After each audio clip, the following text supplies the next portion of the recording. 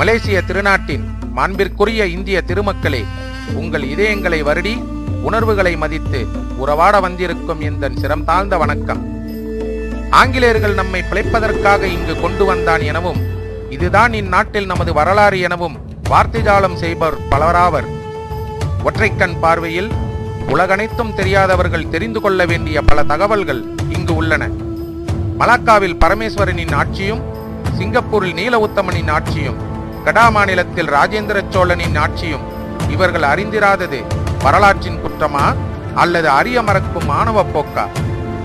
இன்றளவில் Malacca செட்டிகள் என வாழ்ந்து வரும் நம் இந்தியர்கள் அன்று வணிகத்தின் வழி இங்கு வந்து போய் தங்கி பெயர் பதித்த வரலாறு நம் முன்னைய வரலாறு என்பதும் பலருக்கு மறந்து போய்விட்டது. ஓ இந்திய சமுதாயமே, நீ இங்கு கூலியாக நேற்று வந்தவன் இல்லை, காலத்திற்கு முன்னர் காரியம் செய்ய வந்தவன் நீ. உணர்வுள்ள இந்தியனே, உன் உண்மை நிலை எதுவென நீ சிந்தித்துப்பார். நாடு செழிக்க காடு திருத்தி நாட்டை வளப்படுத்தினாய். நாட்டில் நீ இருக்கும் இடம் எங்கென்பதை நினைத்துப்பார். நாடு சுதந்திரம் அடைந்து 50 ஆண்டுகள் கடந்த பின்னும் நீ இன்னும் 50 ஆண்டுகள் பின்தள்ளப்பட்டு நிற்பதை நினைத்துப்பார்.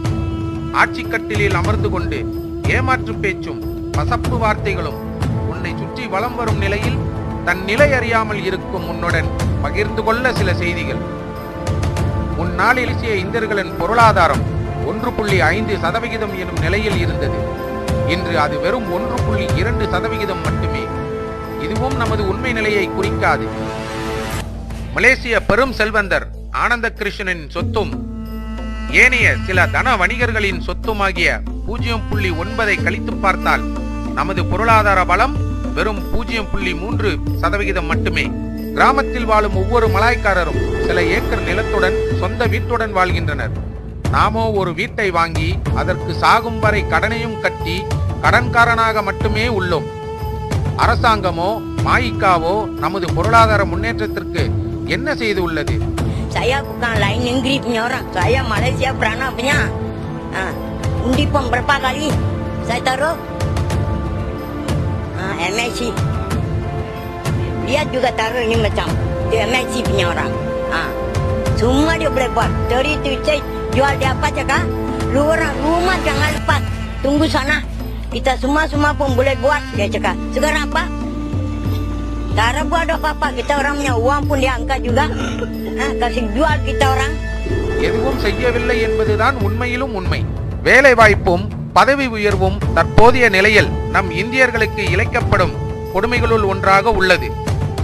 அரசாங்க உத்தியோகங்களில் நம்மவர்களின் எண்ணிக்கை படுமோசமான நிலையில் குறைக்கப்பட்டு வாய்ப்பு மறுக்கப்படுகின்றது. அரசாங்கத்தின் மறைமுக எதிர்ப்பு போக்கால் ஒரு காலத்தில் ஏறக்குறைய 17% இருந்த நமது இந்தியர்கள் இப்போது 5% உள்ளனர்.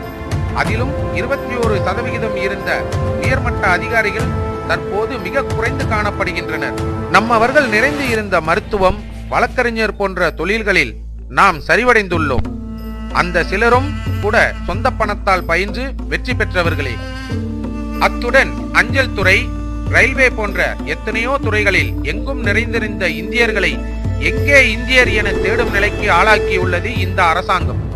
அத்துடன் பதவி உயர்வின்றி இருக்கும் இந்தியர்களும் கூட பாதிக்கப்பட்ட நிலையில் உள்ளனர். நீண்டகால சேவை செய்த பின்னரும் கூட பதவி உயர்வு இல்லாமல் நேற்று வந்த பிறரின் கீழ் வேலை செய்யும் நிலை அரசாங்கத்தில் மிக அதிகமானோர் உள்ளனர்.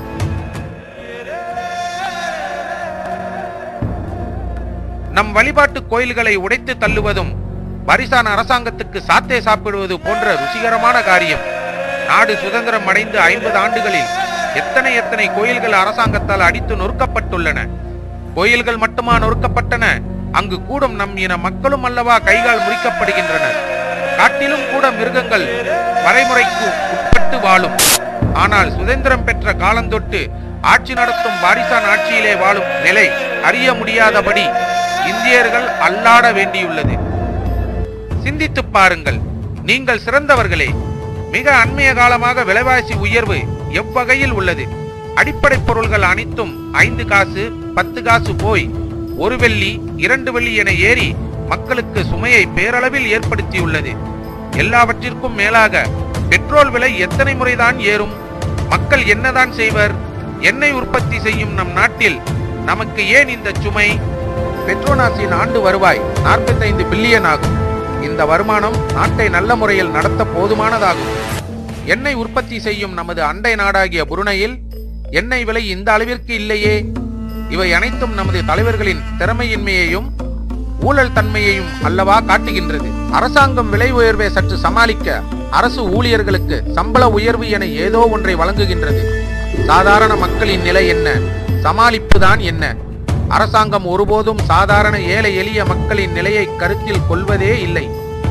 மக்களுக்கு சுமையில்லாத வகையில் விலையேற்றம், டோல் கட்டண ஏற்றம் என பொய் சொல்லும் அரசாங்கத்திற்கு விலையேற்றம் எந்த வகையில் சுமையில்லாமல் இருக்கும் என தெரியாதது மடமையிலும் மடமை என்றோ. ஒவ்வொரு பிரதமரும் அமைச்சரும் ஆளும் காலத்தில் அவர் குடும்பத்தினரும் கூடவே ஆட்சி செலுத்துகின்றனர்.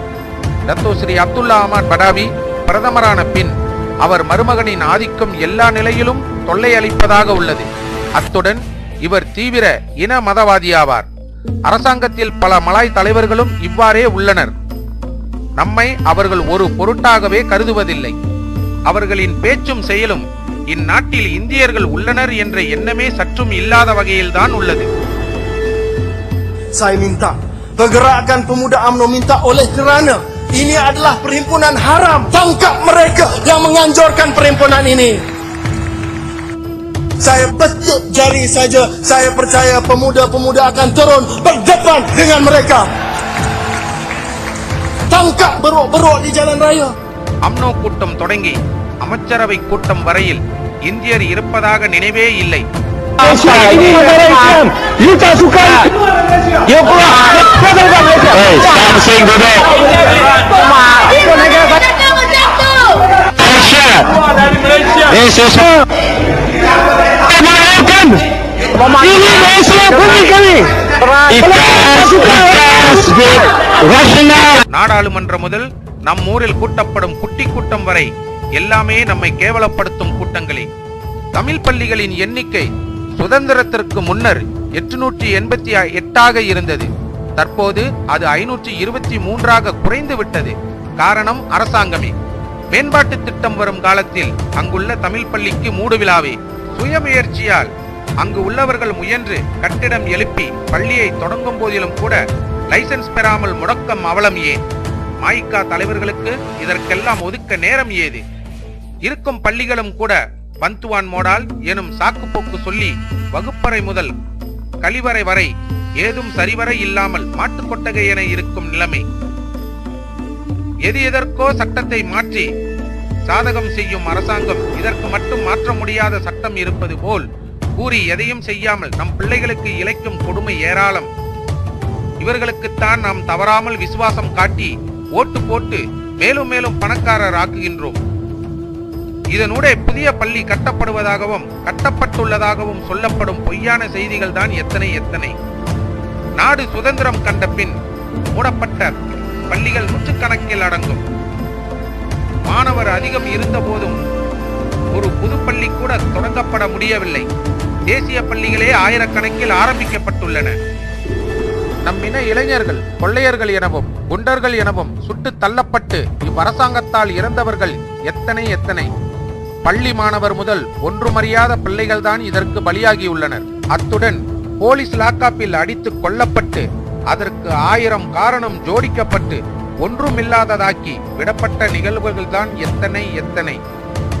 அறிவற்றவர்களை கொண்ட இந்த அரசாங்கத்தைப் போல போலீசும் கடமை உணர்ச்சியும் திறமையும் இல்லாத நிலையில் குற்றவாளிகளை பிடித்து நீதியின் முன் நிறுத்தி தண்டனை வாங்கித் தர வக்கற்ற வகையில் அதுவும் இந்தியர்களை குறிவைத்து கொள்ளும் வேளையில் செயல்படுகின்றது.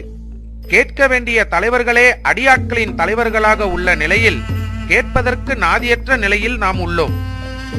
சமுதாயம் கேங்ஸ்டரா மாறுறது காரணமே சாமி வேலுனாலனே. தேர்தல் காலங்களில் மட்டுமே கண்ணுக்கு தெரியும் நம் இனம் தேர்தலுக்கு பின் கண்டுகொள்ளப்படுவதில்லை.